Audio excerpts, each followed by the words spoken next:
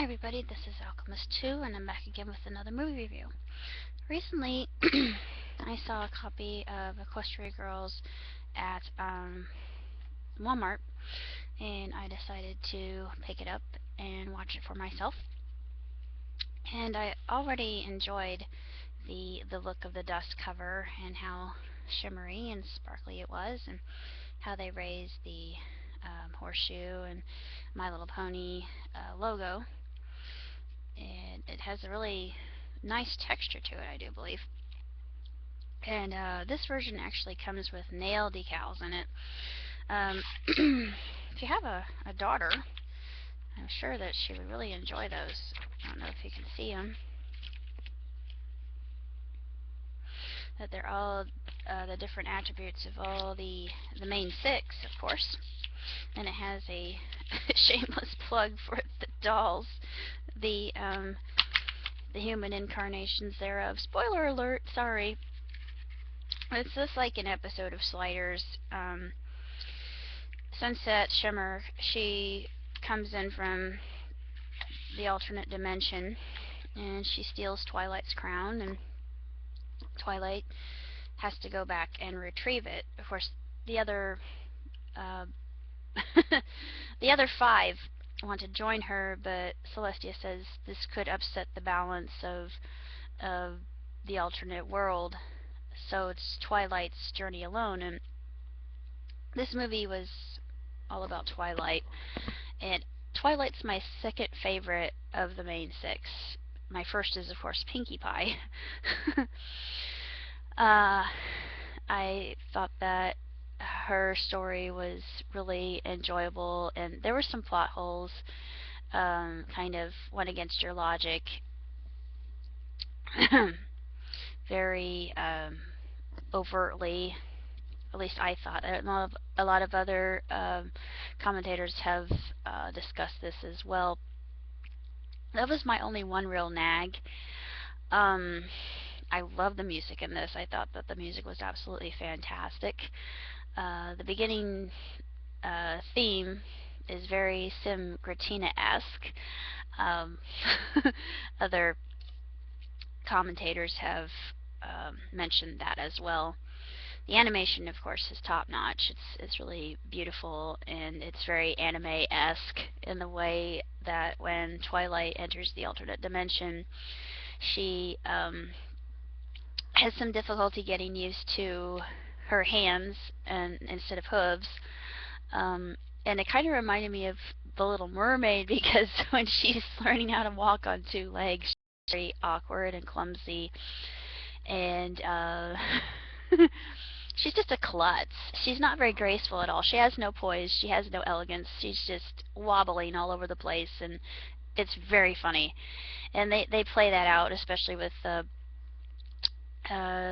similar sight gags later on in the movie, when she's trying to learn how to type on the computer with the keyboard, and that particularly cracked me up. It just made sense that the logic really followed, and it was all very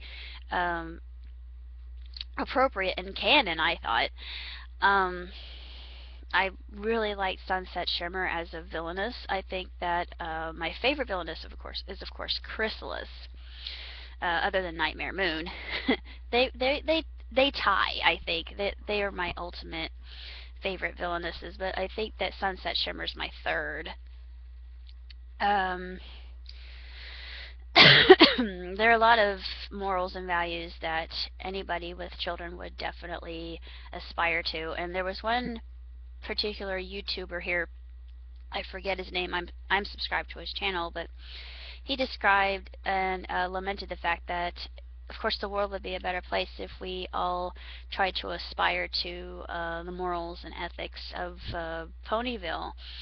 And it's true. We would definitely get along a lot better, and there might be less crime and etc. I won't go on a whole dissertation on that, but it's just My Little Pony Friendship is Magic is one of those things that when you watch it, you just can't help but feel happy. It just makes you grin and feel good, particularly the music. The music just, you cannot sit still when you listen to the music. It's like if you watch a musical or Bollywood, especially if you're like me and you watch Bollywood, you cannot sit still when you watch Bollywood. Or at least I can't sit still when I watch a Bollywood movie. I feel like I would just want to get up and dance. This was one of those movies. Um, when Twilight comes into the alternate dimension, of course she has to learn how to acclimate to it and adapt, and it shows her transition into that world, and we're introduced to some new characters, including a love interest for Twilight, which I thought was really sweet. His name's Flash Century. Spoilers, sorry. I say that a lot. Yeah, that's part of my being a Whovian, sorry. I'm not going to give really too many spoiler alerts away about this film, other than what I just did about her going through the portal, which is the mirror itself, into the human realm.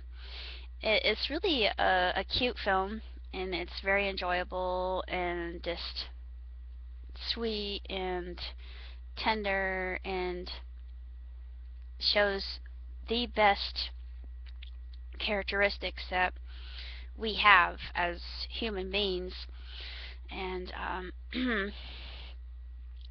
it just shows what it would be like if we were to act this way toward each other on a daily basis. How much we could accomplish, and the list is endless. The possibilities are infinite.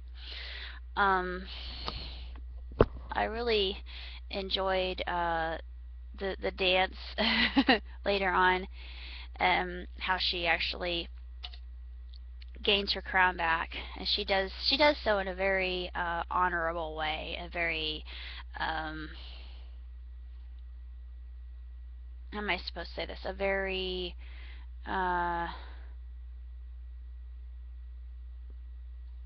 peaceful way, a very pacifistic way. I'm not sure really the adjective I'm looking for, but she does so, not in a kind of manipulative way. She does so through cooperation, and that's the whole point, and just showing how you can use your brain rather than being destructive and putting people down, and being cruel and mean and just plain rude, a bully, which is what Sunset Shimmer is. And Shimmer really doesn't understand what it is to have a friend, which is really sad, and they revealed that more tragic side to her later on, and then you feel sorry for her, but they resolve that, and it's actually a really happy ending, and I really liked that, and I just thought that the message there was really beautiful.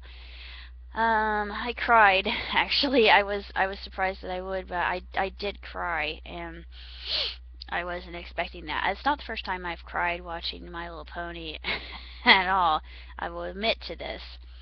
I've cried watching other cartoons too, so this is not the first time that I've cried watching an animated film. If you're a fan of MLP FIM, then by all means get Equestria Girls. I know there are a lot of people that have been saying, oh, they're all human beings, and it's terrible for the fandom, but no, it's actually spawning and spurning acceptance and tolerance and so many good morals and values that it's well worth looking into. And it's got a lot of characters that you would recognize right away if you looked on the screen. You can point them out. I know I was, when I was watching it, I would just giggle, and I would have my geek moment and watch all the way to the end, because another one of my favorite ponies shows up in human form, and it just made me even happier, and I had this huge geeky goofy grin on my face, and I was happy that I had seen the film. I really don't have any real nags about it except for the plot holes. I mean, there are a lot of plot holes in this, and that's unfortunate, because it's just, it's a movie, and those who are really not used to writing a full episode, a full um, hour and a half long movie, rather this episodic format. This often is what happens. It suffers from that, but it's really not that bad. Regardless of this, this is a setback of the film in and of itself. Um, Other than that, I have to say that as far as movies are concerned, I give it 3.5. I won't give it 4 just because of the plot holes. That's the only reason why I don't give it 4 stars out of 4. It's a good, solid film. Very enjoyable, very entertaining. The songs are excellent. I mean, they are tremendous. Um, my favorite song of the entire movie um, is the one where they are encouraging Twilight to help her win the crown in the fall formal. I like the song about this is when they're singing about their night and the dance, and they put on their best formal attire, and you get to see the main 6 in their dresses. It kind of reminds you of the Galloping Gala. I think that's what it was taken off of, but this has a lot of different references in it that'll make you happy if you're kind of a geek like myself. They do a very clever, not too terribly overt Transformers reference. Um, Pinkie Pie breaks the fourth wall a couple times, and I really like that. I mean, the very cleverest of cartoons do this quite a bit, and one of my favorite ones that did this, I didn't really realize it until I rewatched the episodes, is Tiny Toons on the Hub. And they do it quite a bit. Animaniacs, Tiny Toons, Freakazoid, Road Rovers, they all did that. I don't know if they do it in Camp Lake Bottom. I know they do it in Ed, Edd n Eddy, which I really like. I know a lot of my favorite cartoons enjoy breaking the fourth wall because they know they can get by with it. This one does that too, and it's so very clever, and it's very I think this is very inspirational. It's just it makes me want to be a better person. I have not yet achieved that. I still have a little bit of ironing out to do, and this just makes me want to it gives me the ambition to be, or to try the best I can to be the best I can be, and that's what I feel that Lauren Faust wanted all along when she created this show. So kudos to Lauren, and I wanted to talk a little bit about the voice actresses and actors, and there are more actresses here than there are actors, and again, the common voice actresses here, I shouldn't comment at all because they are exceptionally talented, sensational, tremendous, fantastic, magnificent, stellar, astronomical. I could go on.